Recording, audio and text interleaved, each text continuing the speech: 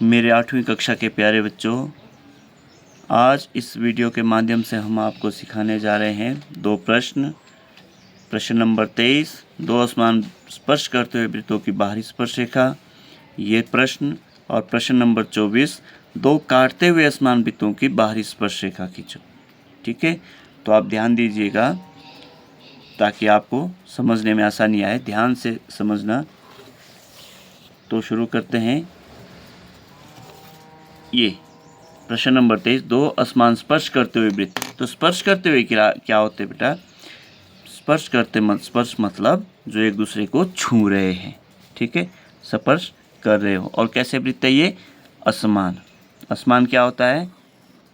जिनका माप अलग अलग हो, एक छोटा एक बड़ा। जैसे हमने एक वृत्त लगा लिया है तो दूसरा हम लगा लेंगे। तो ये कैसे लगने हमने?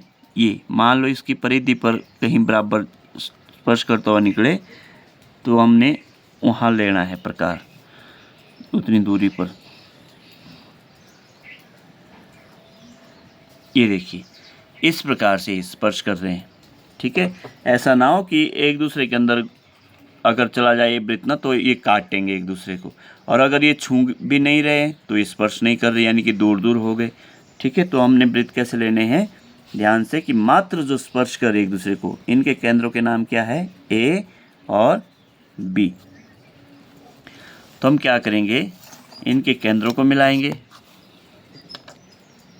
आपको पता है सारा काम जो है ना डॉटेड होता है जब तक दो चीज़ें गाढ़ी होती है। सिर्फ एक जो प्रश्न में दी गई है, यानी कि प्रश्न में क्या दिए गए थे? दो वृत्त, और एक उत्तर क्या होगी? हमारा स्पर्श रेखा। ठीक है, सिर्फ इनके सिवा जो भी काम हम करेंगे वो सारा डॉटेड होता है। तो अब आपके पास मान लीजिए कि आप अपने दिमाग से ये भूल जाइए, कल्पना कीजिए कि हमारे पास कोई वृत्त नहीं है, हमारे पास मात्र है एक भुजा। कौन सी? ए बी भुजा है हमारे पास, वृत्त नहीं है हमारे पास। फॉर एग्जाम्पल, अपने दिमाग में कल्पना कीजिए हमारे पास एक भुजा है ए बी। हम क्या करेंगे? ए बी का समद्विभाजन। ठीक है, यानी कि जितना प्रकार आपने यहाँ से खोला था ना बी बिंदु से, उतना ही खुला हुआ प्रकार आप ए पे रखेंगे। ये देखो, और आप इसको काटेंगे। ये पहले वाली चाप को आपने काटा, तो आपने जो चाप लगाई थी इसका जब मध्यिका लगाएंगे हम इसमें, हम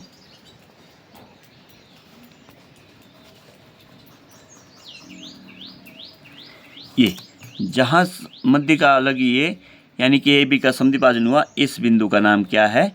ओ। अब हम ओ से क्या करेंगे? ए और बी बिंदु को मिलाते हुए हमने एक अर्धवृत्त लगाना है, अर्धचाप। ठीक है, ये आप चेक कर लीजिए कि हमारा समद्विभाजन सही हुआ है। ये देखिए बराबर हुआ है। तो हमने क्या करना है? ये अर्धचाप लगानी है इस प्रकार से।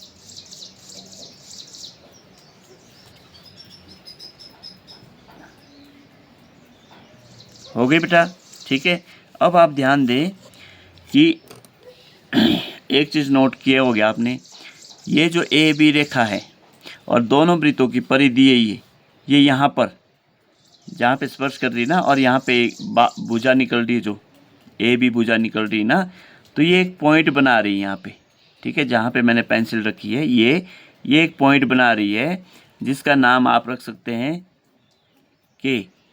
के से हमने एक लंब उठाना है। लंब, देखो लंब दो तरीके से उठा सकते हैं आप, दो तीन तरीके से। क्या तरीके हैं? देखो, पहला, या तो आप यहाँ पे ए बी को आधार मानकर 90 डिग्री का कोण बनाओ। ठीक है, ए बी को आधार मानकर के बिंदु पर प्रकार रखे हम यहाँ पे 90 डिग्री का कोण बनाएं। दूसरा, डी द्वारा प्रोट्रैक्टर यहाँ पे रखो और सीधा हम यहाँ पे रखेंगे और यहाँ से आप 90 डिग्री का कोण बनाएं। तीसरा तरीका क्या है? समानांतर रेखा। किसके? एक मध्यिका है ना जो इस भुजा की, ये भी हमेशा 90 डिग्री पे लगती है। ठीक है जी, ये लंब के अनुसार लगती है। तो अगर हमें पता है कि ये भी मेरी सही है, मध्यिका है जो ये 90 डिग्री का कोण बना रही है, तो क्यों ना हम ऐसा करें कि इसी के समानांतर हम के बिंदु पर एक स्पर्श रेखा लगाएं, यानी कि ये है, और फिर हम चलेंगे के बिंदु पर। मात्र थोड़ा सा आगे जाना है और के बिंदु से हमने एक ये हमने इस मध्यिका के समानांतर हमने के से एक लंब उठाया है जो हमारे वृत्त को यहाँ पे स्पर्श कर रहा है, अर्धवृत्त को, बिंदु आर। ये जो अर्धचाप थी ना हमारी, इसको ये स्पर्श कर रहा है, ये लंब के से आर पर। ठीक है, अब हम क्या करेंगे, कॉपी आप उल्टी घुमा लीजिए, दिख रहा होगा आपको। अब हम क्या करेंगे, आर बिंदु पर प्रकार रखकर और के तक प्रकार खोलेंगे। ये देखो, बस तो ये देखो, आर पे रखा और के तक हमने प्रकार खोल लिया और आपने वृत्त की परिधि को स्पर्श करता हुआ यहाँ से आपने एक अर्धचाप शुरू करनी है। फिर से अर्धवृत्त, ये उल्टा अपोजिट, जैसे हमने पहले नीचे से लगाया था ना ऊपर को, अब हम ऊपर से नीचे को लगा रहे हैं। और ये कहाँ तक जाएगा, जहाँ ये हमारे वृत्त की परिधि को स्पर्श कर रहा है। जैसे कि हमने आर से लगाया यहाँ तक प्रकार खोल के, ये तो ये बेटा यहाँ पे स्पर्श कर रहा है और बड़े वृत्त को यहाँ पे स्पर्श कर रहा है परिधि पे। यानी कि इनके नामकरण क्या है, एम और एन। एम और एन बिंदुओं से होती हुई ये एक स्पर्श रेखा है। ठीक है, दो असमान स्पर्श करते हुए वृत्तों की बाहरी स्पर्श रेखा। तो ये देखिए, ये बाहरी है। अगर ये बाहरी मतलब बाहर से, ये या ऊपर से आएगी या ये नीचे से आएगी, तो ये बाहरी स्पर्श रेखा हुई। ठीक है, तो अगले प्रश्न में भी है हमारी क्या, बाहरी स्पर्श रेखा। और वो वृत्त कैसे है, क्या खासियत है इसकी, ये वाला प्रश्न नंबर 24, दो काटते हुए वृत्तों, यानी कि दो काटते हुए जो आपस में एक दूसरे को काट रहे हैं।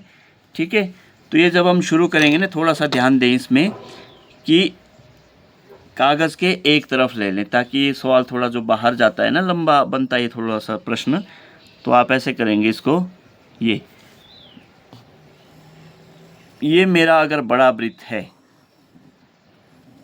ठीक है बेटा ध्यान दें, ये मेरा अगर बड़ा वृत्त है, ये ए, तो इसको काटता हुआ मैंने एक छोटा वृत्त लगाना है दूसरा, यानी कि असमान।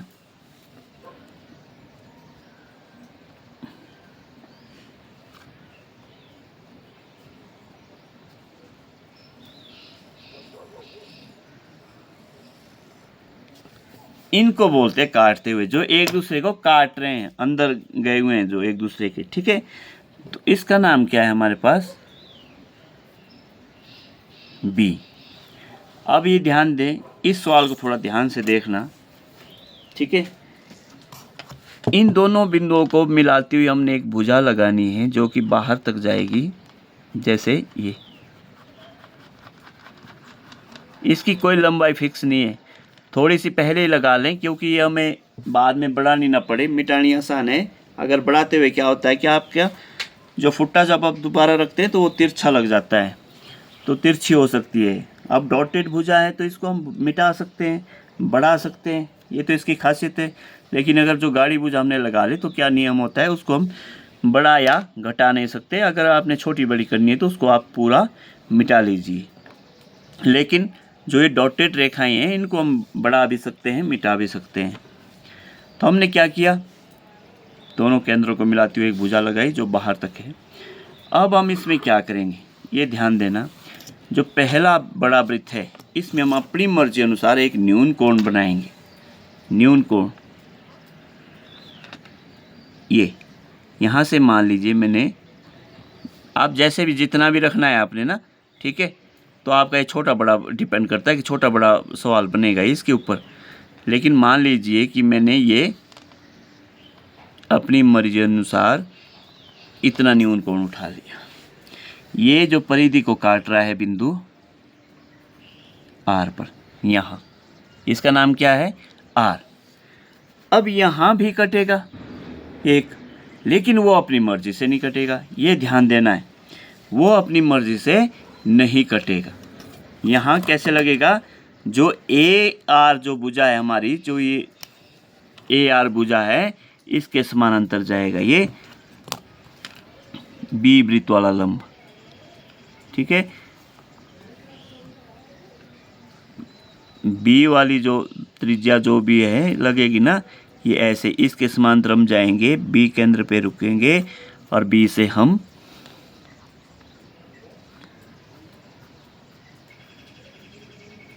ये, तो ये कैसे लगी, ये हमने अपनी मर्जी से लगाई और ये हमने इसके समानांतर लगाई। अब जहाँ पे ये इसको काट रहा है, ठीक है जी, छोटे वृत्त की परिधि को यहाँ का नामकरण करते हैं ई। ठीक है, अब ध्यान रहे आर और ई, इन बिंदुओं को मिलाती हुई, आर और ई बिंदुओं को मिलाती हुई हमने एक भुजा लगानी है, जो ये हमने भुजा लगाई थी ना पहले ए और बी को मिलाती हुई, जब तक ये इनको न स्पर्श करे वहाँ तक लगानी है ये। इस प्रकार से आर से ई से होती हुई वहाँ तक जहाँ ये इसको स्पर्श करे, वहाँ बिंदु आ गया हमारे पास क्या, डी। तो मैं बात कर रहा था कि जो एक्स्ट्रा भुजा है ना, ये इसको मिटा सकते हैं, आपने मिटा देना इसको। ठीक है,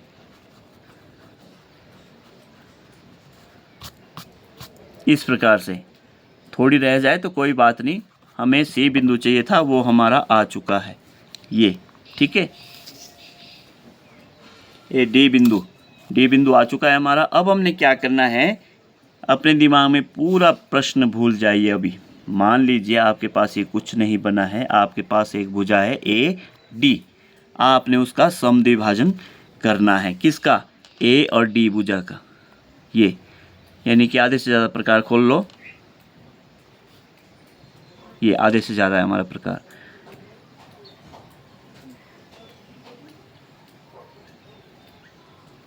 ठीक है, जितना प्रकार आपने यहाँ से खोला था उतना ही प्रकार आप डी बिंदु पर रखेंगे और आप इस पहले वाली चाप को काटती हुई दूसरी चाप लगा लेंगे।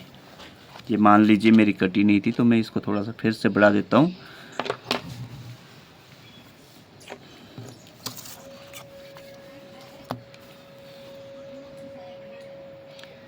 ये जो मध्यिका लगा ली हमने,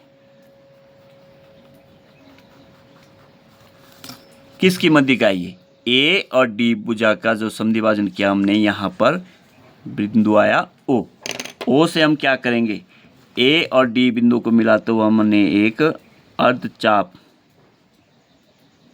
ठीक है, डॉटेड अर्धवृत्त लगाना है। ये देखिए यहाँ,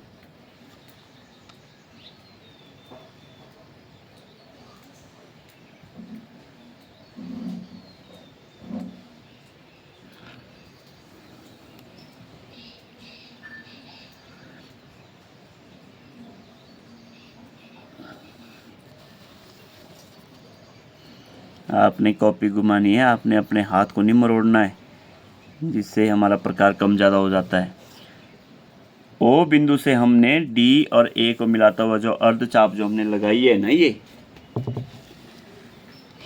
अर्धचाप, ध्यान दें, ये और अर्धचाप जो है ना हमारे वृत्त को यहाँ पर काट रही ना, इसका नाम दे देते हैं हम के।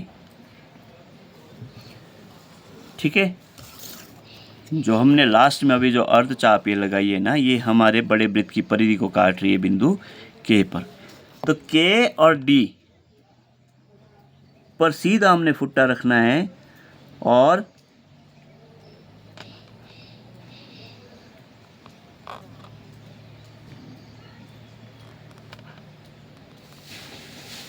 ये, और हम इस हिसाब से हम स्पर्श रेखा लगाएंगे।